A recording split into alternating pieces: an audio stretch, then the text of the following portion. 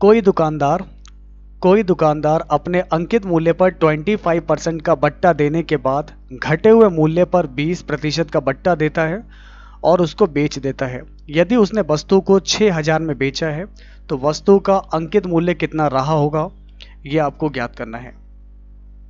ठीक है, तो आइए आपको बताते हैं। मैंने मान ली कि वस्तु का अंकित मूल्य जो है x है, तो अंकित मूल्य पर सबसे पहले जो है 25% का बट्टा दिया गया है, तो 25% का डिस्काउंट का मतलब 75% के हिसाब से दिया होगा।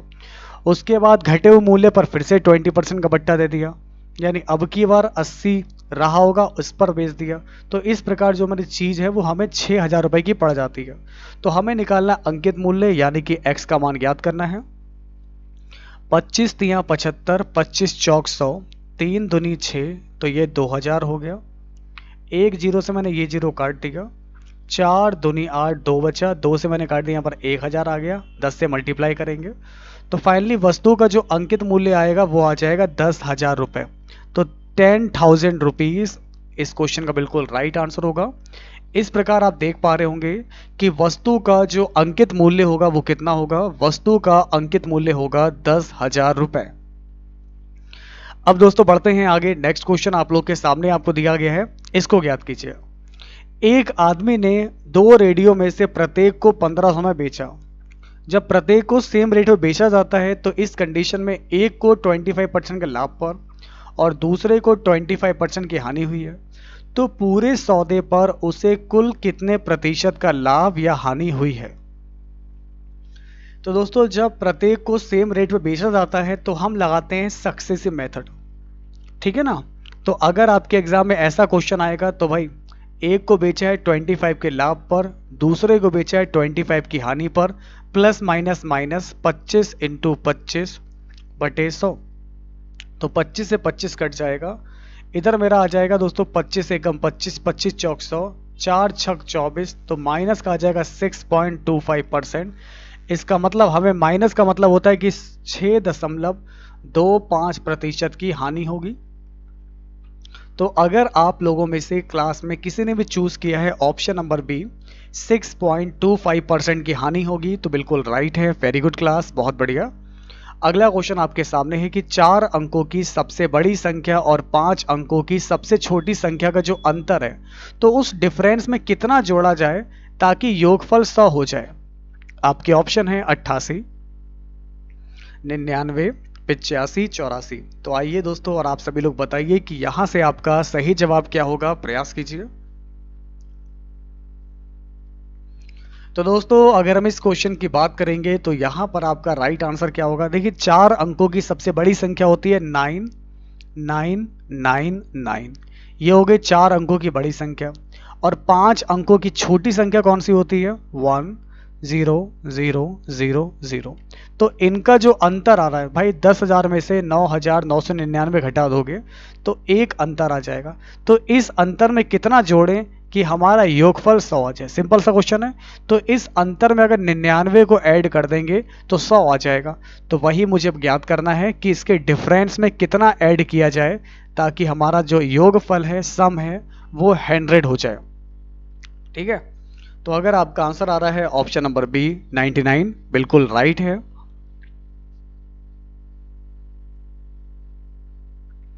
किसी सिनेमा घर में एक आदमी अपने बच्चों के साथ फिल्म देखने जाता है जिसमें बच्चों का टिकट जो है, बच्चों के टिकट का मूल्य वयस्कों के टिकट के मूल्य का 1/4 है। यदि 3 वयस्क और 3 बच्चों के टिकट का कुल मूल्य 600 रुपये है तो वयस्क के एक टिकट का मूल्य कितना होगा। सबसे पहले आपको दिया गया है कि वयस्कों के टिकट का मूल्य 1/4 है, ठीक है ना। तो बच्चों का जो टिकट है वयस्कों के टिकट का 1/4 है, यानी कि बच्चों का जो टिकट है ये 1/4 है वयस्कों के। तो वयस्कों के टिकट का 1/4 है। इसका मतलब चिल्ड्रन बटे एडल्ट, चिल्ड्रन बटे एडल्ट आपका 1/4 आ गया है रेशियो। अब लगाएंगे रेशियो मेथड। तो 3 वयस्क हैं और 3 बच्चे हैं, तो 3 वयस्क है तो 4 इंटू 3 वयस्क है ना, तो 4 इंटू 3 वयस्क हैं, वयस्क हो गया 4x प्लस का, और 3 बच्चे हैं तो 3 इंटू 1x, तो कुल मिलाकर रुपया खर्च होता है 600 रुपये।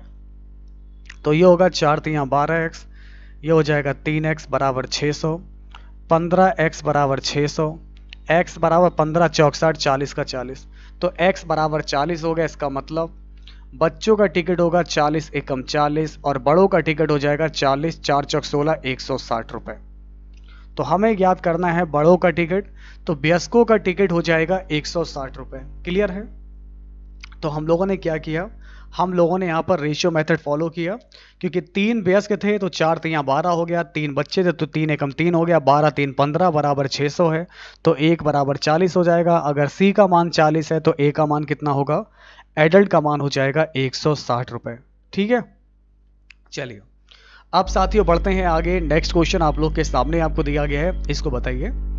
2000 रुपये लाभ की राशि को राम, रणजीत और संतोष के बीच में क्रमशः 2:3:5 के अनुपात में बांटा गया है, तो संतोष को रणजीत से कितना ज्यादा लाभ मिलेगा? 200 रुपये, 600 रुपये, 500 रुपये या फिर 400 रुपये? अब आपके 3 लोग हैं, कौन कौन है दोस्तों? राम है, रंजीत है और संतोष है, और इनका रेशियो दे रखा है 2:3:5 दे रखा है। हमें याद करना है कि संतोष को रंजीत से कितना ज्यादा मिला। ये संतोष है और ये रंजीत है, तो संतोष को रंजीत से कितना ज्यादा, 1 5 1 3, 2 ज्यादा मिल रहा है। टोटल कितने में से 5 3 8 2 10 में से 2 ज्यादा मिल रहा है। टोटल रुपया है लाभ का 2000 रुपये है, तो कितना ज़्यादा मिल रहा है याद करेंगे, 0 से 0 कट जाएगा, 2 दूनी 4, 400 रुपये आएगा मेरा सही जवाब। तो संतोष को रणजीत से 400 रुपये ज़्यादा मिल रहे हैं, तो ऐसे में अगर आपका आंसर आ रहा है 400 रुपये, बिल्कुल परफेक्ट है। वेरी गुड क्लास, बहुत बढ़िया। अब देखिए दोस्तों, आपका नेक्स्ट क्वेश्चन आपके सामने है। एक रेलगाड़ी सड़क के किनारे खड़े एक आदमी को 5 मिनट में पार कर जाती है। यदि रेलगाड़ी की चाल 60 किलोमीटर प्रति घंटा हो तो रेलगाड़ी की लंबाई कितनी होगी? आप सभी लोग बताइए, यहाँ से आपका सही जवाब क्या होगा? एक रेलगाड़ी सड़क के किनारे खड़े एक आदमी को 5 मिनट में पार कर जाती है। यदि रेलगाड़ी की चाल 60 किलोमीटर प्रति घंटा हो तो रेलगाड़ी की लंबाई कितनी होगी? अब आपको चाल दे रखी है 60 एंड टाइम 5 मिनट दे रखा है।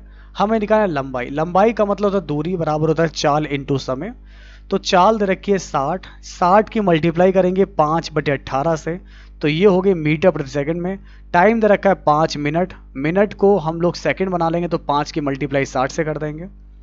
अब क्या होगा, 6 एकम 6, 0 का 0, 6 तियाँ 18, 3 से घटा 3 दूनी 6, 20 हो गया। तो ये हो गया 50 और ये हो गया मेरा 20 पंजे 100, 20 पंजे 100, तो 5 एकम 5, तो ट्रेन की लंबाई हो जाएगी 5000 मीटर। ठीक है ना? तो जिनका भी आंसर आ रहा है 5000 मीटर, बिल्कुल राइट है। रेलगाड़ी की जो लंबाई होगी कितनी हो जाएगी? रेलगाड़ी की लंबाई आपकी हो जाएगी 5000 मीटर। ठीक है ना? चलिए अब बढ़ते हैं आगे। नेक्स्ट क्वेश्चन आप लोग के सामने है, आइए। और मेरे प्यारे मित्रों, आप सभी लोग बताइए यहां से आपका सही जवाब क्या होगा। क्वेश्चन आपका है, नवनीत और नमिता, नवनीत और नमिता की वर्तमान उम्र में 24 सालों का अंतर है। उनका अनुपात आपके सामने है, उनकी वर्तमान उम्र का योग ज्ञात करना है। नवनीत है, नवनीत और एक है नमिता, तो V फॉर नव और M फॉर नमिता, ठीक ना, तो नम और एक नव। चलिए, तो इनका रेशियो आप लोग को 5:7 दे रखा है। तो पहले इन दोनों का अंतर देखा, 5 2 7, अंतर दे रखा है 2, जो कि 24 वर्ष के बराबर है। अगर 2 बराबर 24 है तो 1 बराबर आ जाएगा 12 वर्ष, तो 1 12 आ जाएगा। हमें निकालना है इन दोनों का योग ज्ञात करना है, तो इन दोनों का योग कितना होगा, 7 और 5 12x आएगा, तो 12x का मान भी 12 है। तो इस प्रकार इन दोनों की आयु का कुल योग हो जाएगा 144 वर्ष। ठीक है, तो अगर आप लोगों में से क्लास में किसी का भी अगर आंसर आ रहा है 144, बिल्कुल करेक्ट हो जाएगा। आपका इस प्रकार से सही जवाब होगा नवनीत और नमिता की वर्तमान उम्र का योग कितना आएगा? 144 वर्ष।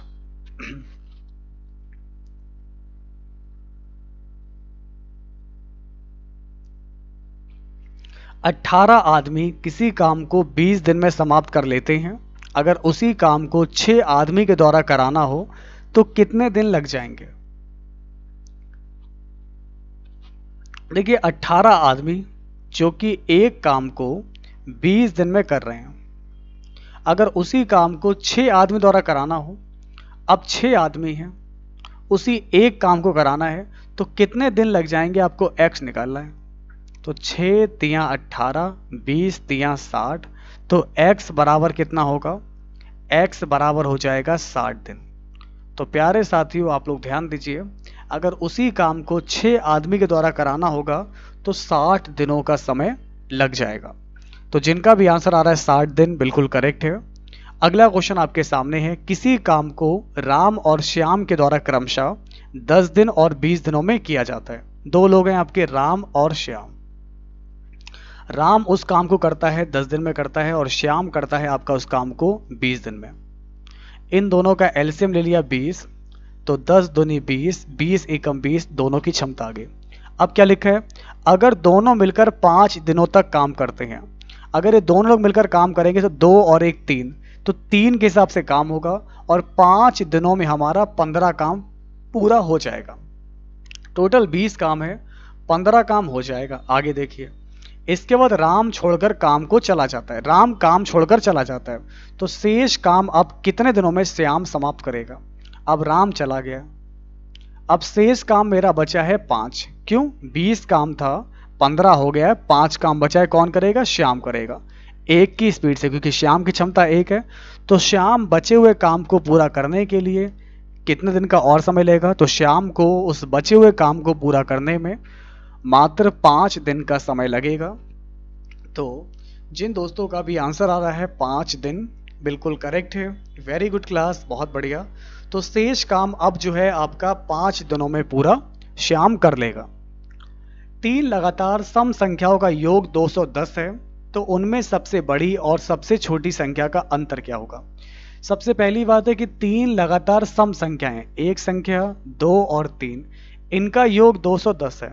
तो 210 को 3 से डिवाइड किया, क्योंकि 3 संख्याएं हैं, तो 3 सत्ते 21, मेरा एवरेज 70 आ जाएगा। अब 70 2 72, 2 कम 68, तो ये वो 3 हमारी संख्याएं हैं जिनका योग आ जाएगा 210 के बराबर। अब ये है मेरी सबसे छोटी संख्या और ये है मेरी बड़ी संख्या है। तो आपको ज्ञात करना है कि बड़ी संख्या और छोटी संख्या में अंतर कितना है। तो बड़ी संख्या और छोटी संख्या में जो हमारा डिफरेंस आ रहा है वो कितना आ रहा है? वो डिफरेंस हमारा 4 प्राप्त हो रहा है। तो अगर आप लोग का आंसर 4 आ रहा है तो बिल्कुल राइट है। वेरी गुड क्लास, बहुत बढ़िया, शाबाश। अब साथियों बढ़ते हैं आगे और हमारा अगला प्रश्न आप लोग के सामने आपको दिया गया है। एक पिता अपने पास की कुल संपत्ति का आधा अपनी पत्नी को, शेष का 1/5 अपने पुत्र को, शेष का 2/5 अपनी पुत्री को, शेष जितना भी बचता उसका 1/5 भाग दान दे देता है। इसके बाद भी उसके पास 500 रुपये शेष बचते हैं, तो उस आदमी की संपत्ति कितनी होगी? मैंने कई बार आपको बताया है, जब इस तरीके से कुछ रुपए हों, शेष का इतना, फिर जो बचा उसका उतना, फिर जो बचा उसका उतना, इस तरीके से क्वेश्चन बनता है, तो मैंने मान लिया कि उस आदमी के पास प्रॉपर्टी है x और जितना भी आपका होगा 1 माइनस, जैसे अगर आप मैं बात लिख रहा हूँ ना 1/5, तो शेष का 1/5, जो भी बचा होगा आगे शेष का 2/5, ऐसे लिखते चले जाएंगे। तो इसको डायरेक्ट लिखने का मेथड मैं आपको आज करवा रहा हूँ। जैसे कि मैंने मान लिया आदमी की संपत्ति x है, अब आधा उसने अपनी पत्नी को दे दिया, अगर आधा दे दिया तो बचा कितना? आधा बचा, ये लिख लिया। उसके बाद शेष 1/5, 1/5 जो है अपने पुत्र को दे दिया। अगर 1/5 दे दिया तो देखिए 1 में से 1/5 घटाओगे तो कितना बचेगा? 5 एकम 5, 1 जाएगा, 4/5 बचेगा। तो कितना बचा? 4/5 बचा। आगे देखिए, शेष का 2/5 भाग पुत्री को दे दिया। अगर 2/5 पुत्री को दिया तो बचेगा कितना? 3/5 बचेगा। क्यों? आप 1 में से 2/5 घटा लो, 5 में से 2 जाएगा तो बचेगा कितना? 5 एकम 5, 2 गया, 3/5 बचेगा। ऐसे लिखना होता है, ठीक है। तो हमेशा याद रखिएगा। और शेष जितना बचता उसका 1/5, अगर 5 में 1 दे दिया है तो 4/5 बचा है। तो कितना टोटल रुपया बचा है? अभी 500 रुपये बचे हैं। बस इसको सॉल्व करना है। तो 2 दूनी 4 और इसको 4 से काटा, 4 एकम 4, 4 दूनी 8, 4 पंजे 20, 125 हो गया। ये आ जाएगा x, 6 नीचे आ जाएगा 125 बराबर आप लोग को 125 दिया गया है। तो x बराबर आ जाएगा 125 इंटू 125, नीचे आप लोग का दिया गया 6। तो 125 और 125 की मल्टीप्लाई करी मैंने, 15 625 आ गया, नीचे 6 है। इसको सॉल्व किया तो मेरा सही जवाब हो जाएगा 2604.16 रुपये। क्लियर है? तो इस बात को आप लोग ध्यान रखिएगा, जब कभी आपके एग्जाम में ऐसा क्वेश्चन आएगा तो लगाने का सबसे बेस्ट तरीका रहता है ये। एक लाइन कॉन्सेप्ट है और इसके थ्रू आप बड़े से बड़े क्वेश्चन को लगा सकते हैं बिना किसी कंफ्यूजन के। डायरेक्ट आप सवालों के जवाब दे सकते हैं। तो आधा दे दिया तो आधा बचा, 5 में से 1 दे दिया था तो 4/5 बचा, 5 में 2 दे दिया तो 3 बचेगा, 5 में 1 दे दिया तो बचेगा 4 बचेगा। तो इस तरीके से क्वेश्चन को आपको लगाना सीखना होगा। चलिए, निम्नलिखित संख्या श्रृंखला में प्रश्नवाचक चिन्ह के स्थान पर क्या आएगा? 3, 7, 16, अगला स्टेप क्या है? फिर है 57, फिर है 93। तो दोस्तों मैंने क्या किया, पहले 3 में 2 का स्क्वायर किया और जोड़ दिया। तो 3 और 4, 2 का स्क्वायर 4, तो 4 3 7 हो गया, 7 लिख लिया। अब 7 में 3 का स्क्वायर 16 और 3 3 9, 9 और 7 16 हो जाएगा। अब 16 में मैंने 4 का स्क्वायर जोड़ दिया तो 4 चौक 16, 16 जब 32 हो जाएगा। अब 32 में मैं 5 का स्क्वायर जोड़ रहा हूँ, 25, 5 2 7, 3 2 5 57 हो गया। 57 में 6 का स्क्वायर जोड़ देंगे तो 57 और 36, 6 3 9, 5 3 8। ओके, तो इस तरीके से आप लोग का प्रोसेस चल रहा है। यहाँ पर सही लिखा है ना, 6 छंग 36, 57 था 57, सॉरी 57। तो यहाँ पर 7 और 6 13, 5 3 8, 1 9, 93 हो जाएगा। तो ऐसे में मुझे याद करना था बीच वाली वैल्यू, तो यहाँ पर मेरा सही जवाब हो जाएगा 32। तो जिन दोस्तों का भी आंसर यहाँ से आ रहा है 32 आ रहा है, बिल्कुल करेक्ट हो जाएगा। तो यानी कि दोस्तों अगर आपका आंसर यहाँ से 32 आया है तो बिल्कुल राइट है। वेरी गुड क्लास, बहुत बढ़िया। एक दुकानदार अपने सामानों का मूल्य 20% बढ़ाया तो उसके सामानों की बिक्री में 10% की कमी आ गई, तो उसके कुल व्यापार पर कितने प्रतिशत का प्रभाव पड़ेगा? चलिए बताइए। ये सवाल 2 सेकंड का है, आप सभी लोग लगाकर बताएंगे कि सवाल का सही जवाब क्या होगा।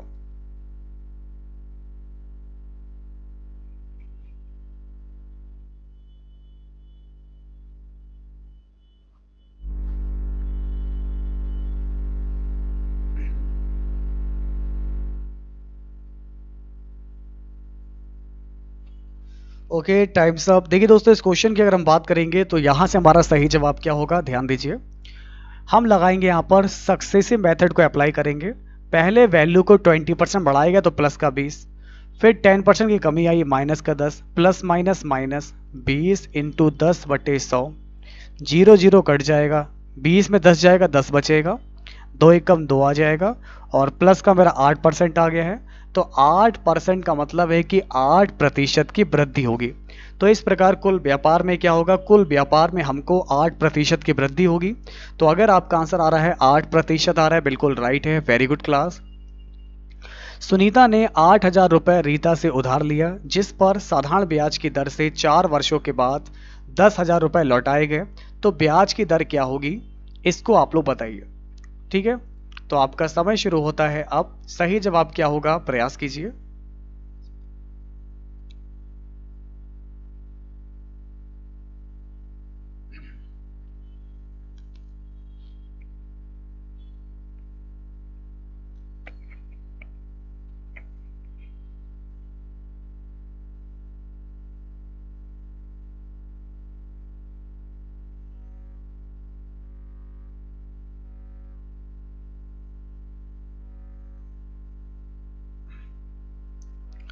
Okay, times up. देखिए इस क्वेश्चन की बात करेंगे तो क्या है, 8,000 रुपये उधार लिए हैं और 4 साल के बाद 10,000 रुपये लौटाए हैं। 8,000 रुपये लिए थे और 4 साल के बाद 10,000 रुपये लौटाए गए हैं। यानी कि ब्याज कितना मिला है, ब्याज दिया उसने 2,000 रुपये का। ये है मेरा SI सिंपल इंटरेस्ट। टाइम दे रखा है आप लोग को 4 ईयर का, और आपको निकालना है कि ब्याज की दर कितनी है। तो यहाँ पर आपका देखिए 2,000 रुपये है और 8,000 रुपये लिए थे, 4 साल यहाँ पर दे रखे हैं। तो फॉर्मूला आपका क्या होता है R निकालने के लिए, तो R बराबर आपका होता है SI इंटू 100, नीचे आ जाएगा P इंटू T। तो 2,000 रुपये का ब्याज है इंटू 100, 8,000 रुपये लिया था 4 सालों के लिए। इसको सॉल्व करेंगे, 000 से 000 कैंसिल हो जाएगा। 2 से मैंने यहाँ पर काटा 2 2 ज़ा 4, और इधर मैंने काटा तो ये मेरा 50 आ गया। फिर मैंने काटा 2 2 25, 2 चौक 8 आ गया। तो मेरा R आ गया है 25/4। तो 4 छक 24, 1 25, तो 6 सही 1/4%। तो इस प्रकार अगर हम ब्याज की दर की बात करेंगे तो ब्याज की दर हमें प्राप्त हुई है 6 सही 1/4%। तो आपका राइट आंसर हो जाएगा 6 सही 1/4% होगा इसका बिल्कुल सही जवाब। एक आदमी अपनी वास्तविक चाल के 5/3 चाल से दफ्तर जाता है और 30 मिनट पहले पहुंच जाता है।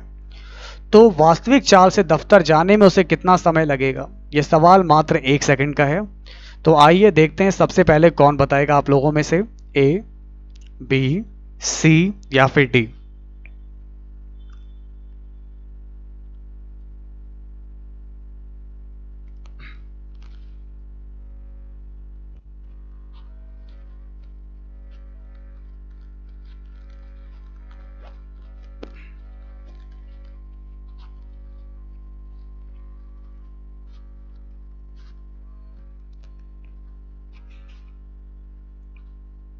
Okay, times up. देखिए दोस्तों, इस क्वेश्चन की बात करेंगे तो आपका क्या होगा, 5/3 की चाल से दफ्तर जाता है।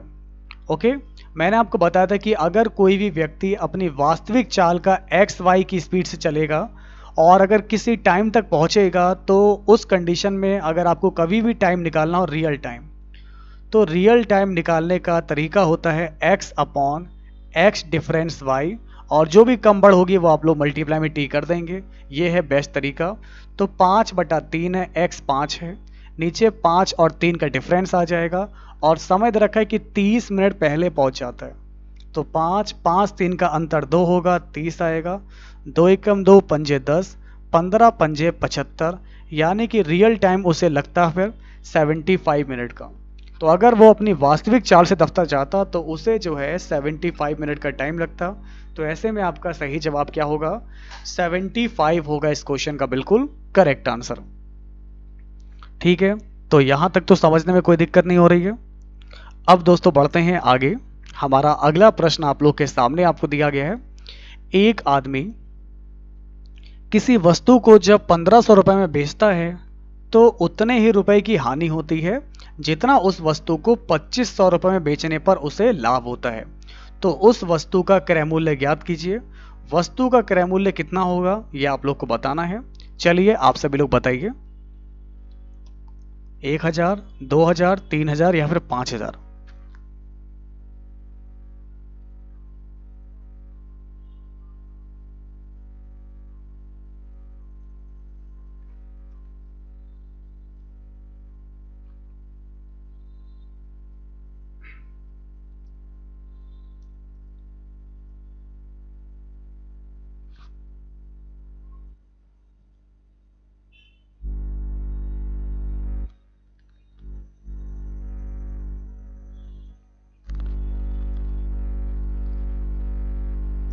Okay, times up. देखिए दोस्तों, इस क्वेश्चन की अगर हम बात करेंगे तो आपका सही जवाब क्या होगा समझिए। जब कभी ऐसा क्वेश्चन आ जाए कि एक आदमी किसी वस्तु को जब इतने में बेचता है, ठीक है ना, तो उससे उतने रुपए की हानि हो रही जितना इतने बेचने पर लाभ हो रहा है। मतलब हानि और लाभ अगर सेम हो, अलग अलग आपको A रुपए और B रुपए दे रखे हो और आपसे वस्तु का क्रय मूल्य पूछा जाएगा, तो क्रय मूल्य CP बराबर होता है A + V/2। तो यही आप टेक्निक को अप्लाई करेंगे। पहले 1500 में बेच रहा था तो कुछ रुपए की हानि हो रही थी, अगर 2500 में बेचेगा तो उतने ही रुपए का लाभ हो जाएगा। आप सॉल्व करेंगे 25 15, तो ये हो जाएगा 0 0 5 5 10, 2 और 1 3 और 1 4, 1000/2। तो क्रय मूल्य वस्तु का आ जाएगा 2000 रुपए। ठीक है, तो इस प्रकार से अगर हम देखेंगे तो उस वस्तु का जो हमारा क्रय मूल्य होगा ये कितना हो जाएगा, उस वस्तु का क्रय मूल्य हमारा आ जाएगा 2000 रुपए होगा इस क्वेश्चन का बिल्कुल परफेक्ट आंसर। अब ये वाला सवाल काफी बेहतरीन है। एक हौज में 2 नल लगे हुए हैं जिन जो हैं ए और बी। एक हौज में 2 नल हैं ए और बी लगे हुए हैं। नल ए 5 लीटर प्रति मिनट की दर से हौज में पानी भरता है। तो जो ए वाला है भरने वाला है और जो दूसरा नल है बी, ये भरे हुए नल को 40 घंटे में खाली कर सकता है। मतलब एक नल भरने वाला है और एक खाली करने वाला है।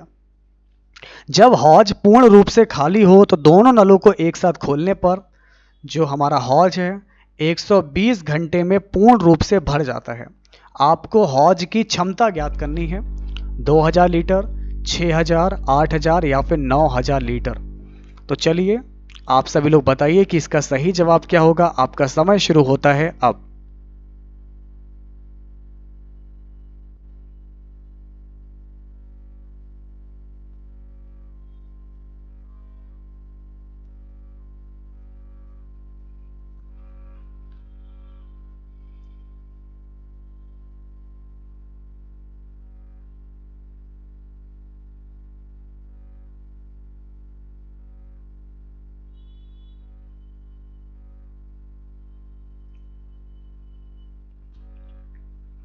Okay, times up. देखिए दोस्तों, आपका एक नल है भरने वाला और एक है खाली करने वाला। तो भरने वाला का तो मुझे पता नहीं, लेकिन खाली करने वाला जो है 40 घंटे में खाली कर सकता है, तो माइनस लिख लिया। खाली करने वाले को माइनस में लिखते हैं। लेकिन जब दोनों को एक साथ खोला जाता है तो हमारा हौज जो है 120 घंटे में पूरा भर जाता है। हमने एलसीएम ले लिया 120, तो 40 तियां 120 और 120 एकम 120। दोस्तों दोनों की क्षमता 1 आ रही है, बी की क्षमता 3 है। इसका मतलब ए की क्षमता कितनी आएगी, 4 आ जाएगी, क्योंकि 4 में से 3 घटाओगे तब आपका प्लस का 1 बचेगा। तो यानी कि अगर ए हमारी टंकी जो 120 में भरे, अगर ए चलेगा तो ए को भरने में कितना समय लगेगा, 4 तियां 12, 30 घंटे का समय लगेगा।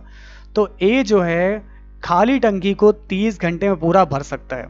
अब चूंकि ए हमारा 5 लीटर प्रति मिनट की दर से हौज को भर रहा है, तो 30 घंटे में कितना भरेगा, तो हमें ज्ञात करना है हौज की क्षमता बराबर 30 घंटे है। घंटे को बनाएंगे मिनट में, तो 1 घंटे में 60 मिनट होते हैं। तो यहाँ पर 1 मिनट में कितना भर रहा है, तो 5 लीटर भर रहा है प्रति मिनट में। तो क्षमता हो जाएगी यहाँ पर लीटर में आ जाएगी 5 लीटर। तो 6 तियां 18, 5 90, 2 जीरो आपका हो जाएगा। इस प्रकार हौज की क्षमता आ जाएगी 9000 लीटर। तो आप लोग देख पा रहे होंगे यहाँ पर जो आपका हौज है इसकी क्षमता होगी 9000 लीटर होगा इसका बिल्कुल करेक्ट आंसर। एक नाव की चाल धारा के साथ है 20 किलोमीटर प्रति घंटा, धारा के विपरीत है 12 किलोमीटर प्रति घंटा। धारा की चाल क्या होगी, चलिए ज्ञात कीजिए।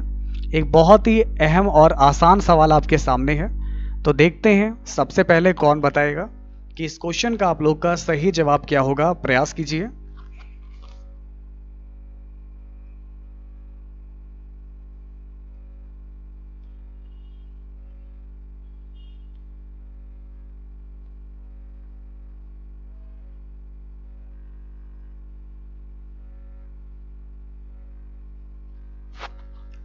बिल्कुल ध्यान से हर एक पॉइंट को देखना है, सीखना है, समझना है। तो टाइम सब हो चुका है, तो आइए मैं आपको बताता हूं। सबसे पहले आप लोग को धारा की चाल ज्ञात करनी है। तो धारा की चाल बराबर निकालने का तरीका क्या है, u minus V upon 2। U का मतलब है धारा की दिशा में चाल और b का मतलब है धारा की विपरीत। तो धारा की दिशा में नाव की चाल दे रखी है 20 और विपरीत में दे रखी है 12/2। तो 20 में 12 जाएगा, 8 बचेगा, बटे 2 आएगा। तो सही जवाब होगा 4 किलोमीटर प्रति घंटा। इसका मतलब है कि धारा की चाल हो जाएगी 4 किलोमीटर प्रति घंटा। अगर आपसे पूछता नाव की चाल क्या होगी या नाविक की चाल क्या होगी, तो इसमें फॉर्मूला क्या रहता है, u प्लस का v अपॉन 2। तो इसमें आप जोड़ देंगे तो 20 और 12 ये कितना हो जाएगा, तो 20, 30 और 32 हो जाएगा, बटे 2। तो हमारी नाव की चाल आ जाएगी 16 किलोमीटर प्रति घंटा आ जाएगा। ठीक है ना। तो इस तरीके से आप सवालों को लगा सकते हैं।